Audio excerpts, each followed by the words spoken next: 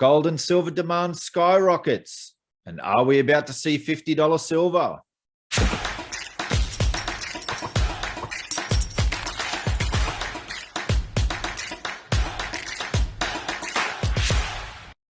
So CPI come out 8.5% in March, 6.5% without food and energy because, we don't need food and energy, do we? And this is the government numbers that they're telling us. And we know that the numbers, the way they measure it now is not the same as they did back in the 70s. So we're not comparing apples with apples. So if they're saying that we've got CPI at 8.5%, imagine what the real number is. So a lot of people out there are calling this inflation, this CPI, Putin price increases. I think this puts in context the CPI, and I think you guys all know that that term Putin price index is just rubbish. It's going to make things worse. Things were already bad. And look, one can argue that this isn't all President Biden's fault. That all the big stimmy checks and that actually went out under Trump. And I'm not saying it's Trump's fault either. What I'm saying is where our central planners, they locked down the economy in 2020. They destroyed supply, production, supply chains. This is what happens with globalization as well. And at the same time, they increased the currency supply in a big way. So calling that we're going to have higher prices, that we're going to have inflation, that we're going to see the devaluation of our savings and our dollars, this was the easiest call in my career. You shut down the economy, you stop production, you stop supply, and you increase the currency supply? I mean, wow, that is the most easiest thing to project. So,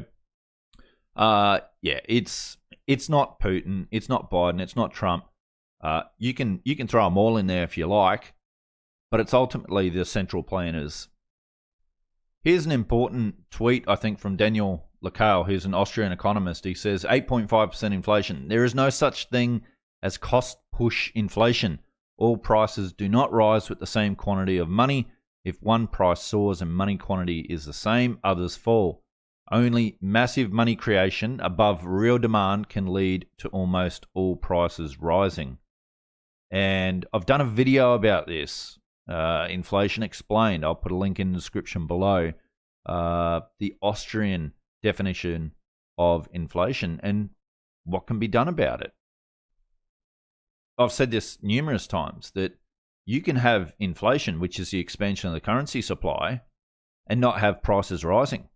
That's if the supply of goods and services increases at the same rate, or we could actually have decreasing prices if supply actually increases above the demand or the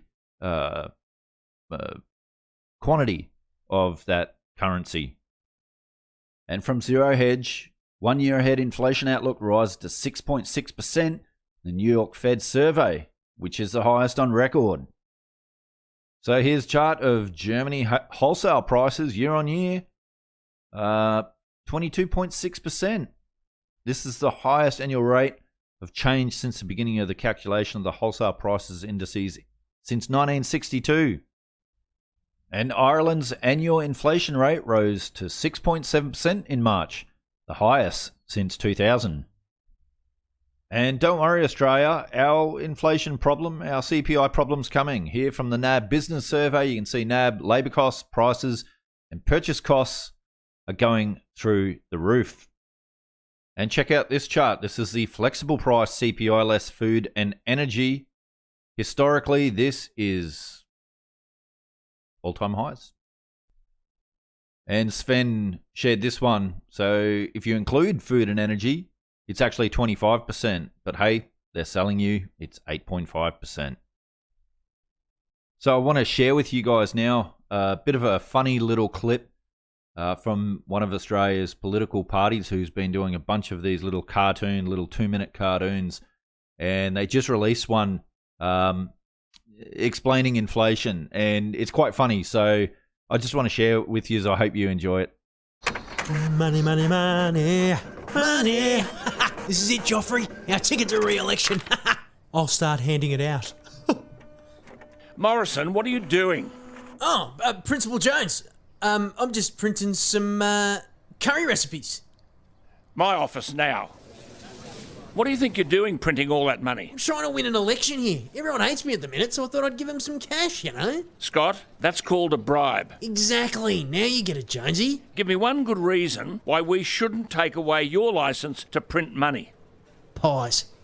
Pies? Every day, everyone has to sit there and watch the rich kids eat fresh, delicious pies from the canteen. Regular kids, like Barnaby, have to sit there and eat beetroots at lunch when they really want to be eating pies. All I'm doing is giving everyone a little bit of extra cash to get themselves a pie. You're playing a dangerous game here, Morrison. What about inflation? Huh?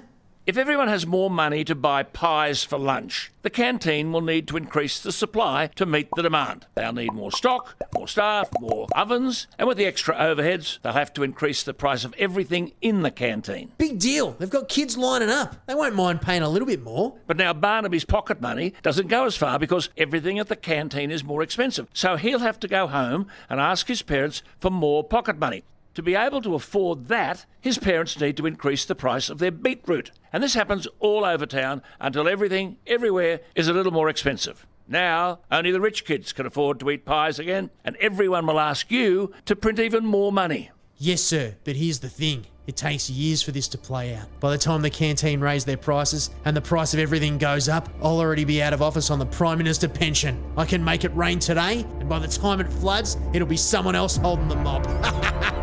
Now, if you'll excuse me, I have some short-term happiness to hand out. Oh, Morrison. And you get a pie. Everyone gets a pie. Elbow? Oh, go away, Scott. It's my turn to use the printer. And material suppliers are issuing quotes which expire after 24 hours as inflation fears grip the industry amid global shortage. And Jesse Felder here on a Wall Street Journal opinion piece, wishing the Fed luck as it seeks a soft landing on inflation. Jesse says, as we all remember from the 1970s and 80s, adverse supply shocks like these are stagflationary. They drive inflation up and real economic growth down. And that is great for gold and silver. And as Zoltan and Luke Groman and many have been talking about, Bretton Woods 3, China begins buying Russian coal and oil in yuan. Continues to happen slowly. The world shifts to the ruble gold standard for outside money. People don't like having their reserves confiscated because you disagree with them. Those of us look at what happened in Canada with the truckers, where their bank accounts were shut down, their assets taken. And from Bloomberg, Russian current account surplus surges to record on energy sales. The current account, the broadest measure of trade in goods and services, reached a surplus of $58.2 billion in the first quarter, more than 2.5 times the $22.5 billion reported a year earlier, the Bank of Russia said on Monday. And in breaking news, gold ETF assets surged to near record highs in March, as March inflows were the strongest since February 2016. And from Gold Telegraph, central banks globally have practiced easy money policies for years. The majority of them have been stockpiling gold since the 2008 financial crisis, and the world has never been so indebted. On average, international monetary systems last about 40 years. We're on year 51. That's a good reminder. And the Reserve Bank of India added 2.4 tonnes to their gold reserves in March, taking total gold reserves to 760.4 tonnes. Year to date, Indian official gold reserves have risen by over 6 tonnes. And another central bank is seeing the writing on the wall. You can see from this chart, the Central Bank of Egypt bought 44 tonnes of gold in February, which is up 54% from January. biggest jump in decades. They now own 125 tons of gold. And Sprott warns changes are coming. Gold has seen game-changing long-term shifts in the past 30 days. And from the Sprott monthly report, gold investment demand returns. The precious metals complex continued to rebound in March as other markets faltered. Gold bullion is up 5.92% year to date through to March 31, 2022. Silver bullion has increased 6.3%. Gold mining equities rallied strongly and gained 21.68% year to date. And this compares to a decline of 4.6% for the S&P 500 total return index and losses in bond markets. And you know what? I'm expecting this to continue in the months and even years ahead. Now, I'll put a link in the description below to this newsletter, which I highly recommend you guys read. It's a really good newsletter. Talks about the changes in demand for gold from deglobalization being more inflationary, the whole Russia situation, talks about how there is a change happening and I've done videos on this with Zoltan Pozar and others talking about the change with the dollar being that global reserve currency. So I'll put a link in the description below. I highly recommend you guys read this. And from Zero Hedge, Von Greyers, there is going to be a new world disorder. There is going to be a new world order out there, and we've got to lead it. And we've got to unite the rest of the world in doing it. That is what Biden proclaimed in a recent speech. Actually, when you listen to that speech from Biden, kind of sounds desperate. There's going to be a new world order, and we've got to lead it. Doesn't sound confident, does he? But you know who else has just come out and said there's going to be a new world order? The BlackRock CIO, Chief Investment Officer. A new world order for the stock market is coming. Wow. But back to the article. But since Biden has a tendency to get his speeches wrong, what he meant to say was there's going to be a new world disorder out there and we've got to lead it. So I'm not going to go through this whole article, but I will share a couple of things from it. So here he says hyperinflation followed by a deflationary depression, whether that's inflation, hyperinflation, debt collapse, asset collapse, leading to economic misery and eventually to a deflationary depression. There'll be continued migration. Sadly, there'll be wars, cyber, civil, and even major military wars.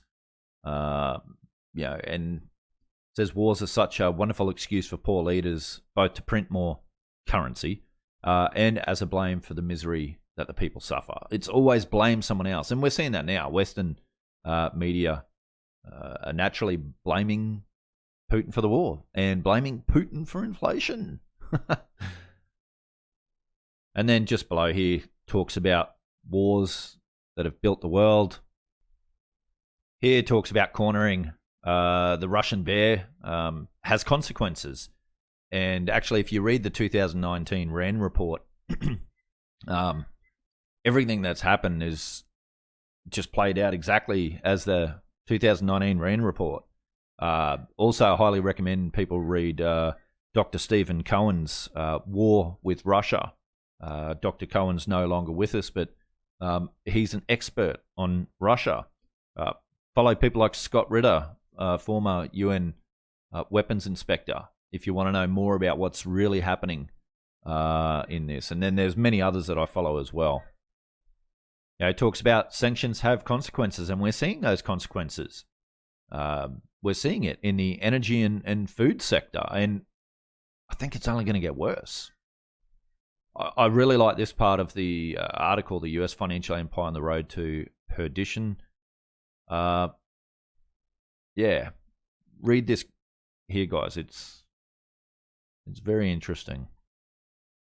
And talks about the dollar measured in real money, which is gold. And remember, Nixon said on the 15th of August in 71, your dollar will be worth just as much tomorrow as it is today, well, no, it's fallen off a cliff. And how much further does it have to fall? I think it's falling a long way. Freezing assets has consequences. Now, I've done videos on this. Zoltan Pozar and others. Luke Groman talking about, and now we're starting to see countries like India. They're not going along with the US's sanctions and Europe's sanctions. And guess what? Now they're starting to get a little bit of hate back. And I don't think that's going to help. I think that's just going to push India away. And I'll finish with the this down the bottom. US debt is now entering the parcel game of no investor wanting to be left holding the parcel. Who would want treasuries and bonds? Really from any country, but anyway. Consequences, our US friends, consequences. Do you now see that your government has not just shot yourself in the foot, but has inflicted your country with a lethal head wound? The collateral damage will clearly lead to distrust not only in the US, but in all governments and all currencies. Absolutely. Globalism is now turning into isolationism. And the obvious consequence of that will be a flight to commodities, and especially physical gold and silver held in a very safe place. It's happening. It's already happening. Check out this chart from Crescat Capital. Shows a really good correlation between the commodity sector and silver. Now, the commodity sector has had a tremendous run up. The question now is silver going to follow? Are we going to see silver follow it up like in 2010, 11? And, if this correlation does play out, well, that's looking like $50 silver there. Or a commodities coming down. Well, you guys know my position on the commodity sector, and I don't think they're coming down. They might come down a little bit, and then they're going to shoot back up again. I think we're in a commodity bull cycle, some say super cycle, whatever. I think we're in a bull market in commodities. And, the question is silver about to follow? And I'll finish this video with this picture, which sums up the current situation perfectly between the sanctions on Russia and what that means for us in the West. Anyway, guys, if you like this video, please hit that like button. Really do appreciate it. Love to see your thoughts and opinions in the comments below, as usual. If you haven't yet subscribed, do so and hit that notification bell. Take care, everyone, and I'll see you all again on another episode of Finance Uncut.